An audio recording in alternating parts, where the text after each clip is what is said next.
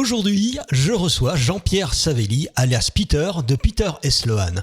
Bonjour Jean-Pierre Savelli, et merci de venir passer un peu de temps avec nous sur Made in 80. Bonjour à tous. Petit flashback sur votre carrière. Pour ceux qui étaient enfants, comme moi, dans les années 80, ils ont forcément entendu votre voix. Bien avant Besoin de rien, Envie de toi, vous étiez la voix de nos génériques de dessins animés préférés. Goldorak, Albator, Ixor, Il était une fois l'espace, et j'en passe. Et c'est vrai, à l'époque, on achetait les disques de nos dessins animés ou séries préférées. Cela se traduit par 5 millions de disques vendus. Quel souvenir vous gardez de cette période et le fait d'être une star de l'ombre ? Écoutez, oui, star de l'ombre, mais bon, très heureux qu'on m'ait choisi quand même, parce que quand on est chanteur, interprète, compositeur, on vous choisit soit pour vos mélodies, soit pour votre voix. Et là, c'était plutôt par la voix, donc les producteurs de Goldorak m'ont contacté. Et après, c'est vrai qu'il y a eu un enchaînement fantastique avec Albator, Ixor, Il était une fois l'espace, Équipière de choc chez AB Productions, enfin, beaucoup de choses, très très grands souvenirs pour moi. On passe à l'année 1984, forcément. Ah, bien sûr, grande année. Besoin de rien, Envie de toi, tube qui naît d'une rencontre avec Chantal Richard et qui s'écoulera à plus de 2 millions d'exemplaires. Pour ce duo, ce n'est pas Jean-Pierre et Chantal, mais Peter & Sloan. D'où vient ce nom ? Écoutez, Sloan, ça vient d'une chanson que j'avais écrite qui s'appelait Slow pour Anne. Donc voilà, on a décidé de faire Sloan. Et ensuite, pour moi, Jean-Pierre, Peter. Moi j'avais un contrat avec une maison de disques, je ne pouvais pas chanter sous mon nom, dommage. Donc première pochette de disque, les 3000 pochettes de dos.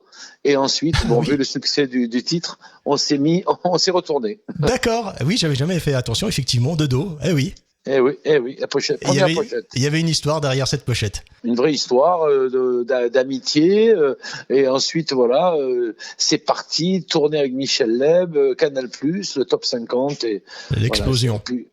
L'explosion, puis le titre, vous voyez, sans les artistes, avec les artistes, ce titre existe et existera toujours.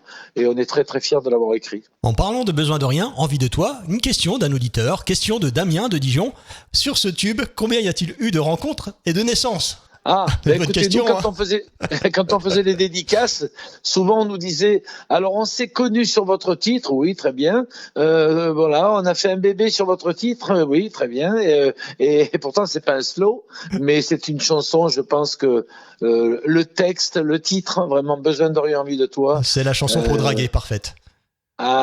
Franchement, dès qu'on dit ça, vous voyez, le Peter & Sloan, des fois ils confondent Peter et Stone, Eric Chardin et Stone, mais le titre, par contre, il est incontournable. L'aventurant précise, ce n'est pas de vous. Non, pas du tout. Et vous avez reçu des remerciements, des faire-part de naissance, des invitations à des mariages ?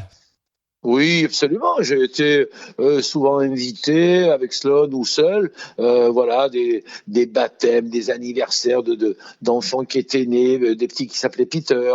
Non, mais franchement, ça a été fantastique. Il y a eu que des bonnes choses avec ce titre. Et j'ai lu quelque part que cette chanson a été composée rapidement. Ça a été fait la mélodie et vous derrière les paroles. Ouais, vous savez, souvent les compositeurs plus que les auteurs disent on a composé ça en 5 minutes, en 2 minutes. C'est vrai que ça peut arriver. Il y a des chansons plus longues à faire et puis d'autres qui viennent comme ça. Mais la maquette de la chanson qui nous avait été emmenée par Chantal quand elle était face B, ce titre-là, oui, puisque au départ. Le départ, c'était Ma vie avec toi, ta vie avec moi, que j'avais composé, qui était d'ailleurs le slow pour Anne, c'était ça. Et Chantal après a emmené une mélodie, puis nous on l'a retravaillé par-dessus avec l'arrangeur Bernard Estardi, et c'est devenu le tube que tout le monde connaît. Pour ceux qui vous suivent sur vos réseaux sociaux, vous êtes plutôt actif en tant que chanteur et producteur, et toujours très bien entouré, je tiens à le préciser. Quelle est votre actualité, Jean-Pierre Savelli ? L'actualité, il y en a beaucoup. Depuis 4 ans que j'ai arrêté le duo, volontairement, parce que je pensais que j'étais un petit peu freiné de faire toujours les mêmes choses, et donc j'ai voulu reprendre ma carrière en solo. Donc ça m'a demandé d'arrêter la tournée Star 80, ce qui était dur, mais il fallait faire ça. Et ensuite, j'ai commencé avec ma société Minuit 10 Productions à produire des jeunes chanteurs dans le Var, où je vis à Toulon. D'accord. Et un groupe qui s'appelle On n'est pas des gamines, un garçon qui s'appelle Olivier Beretta, une jeune fille de 18 ans qui s'appelle Roxy. On a beaucoup de CD. Je me prends presque pour une petite maison de disques. Mais c'est comme ça, il faut continuer à chanter, et le mien, bien sûr, de single qui sort, qui s'appelle Le désir d'aimer, que j'ai enregistré entre le continent et la Corse. D'accord. Donc le confinement est plutôt productif en ce moment. Oui, vous pouvez le dire. Franchement, en tout cas, vous voyez, le deuxième confinement, nous, on n'arrête pas. Avec ma femme Sandry, qui est prof de Zumba, on n'arrête pas. On a des ateliers comédie musicale pour enfants et adultes. Et vraiment, nous, le confinement, oui, on est chez nous.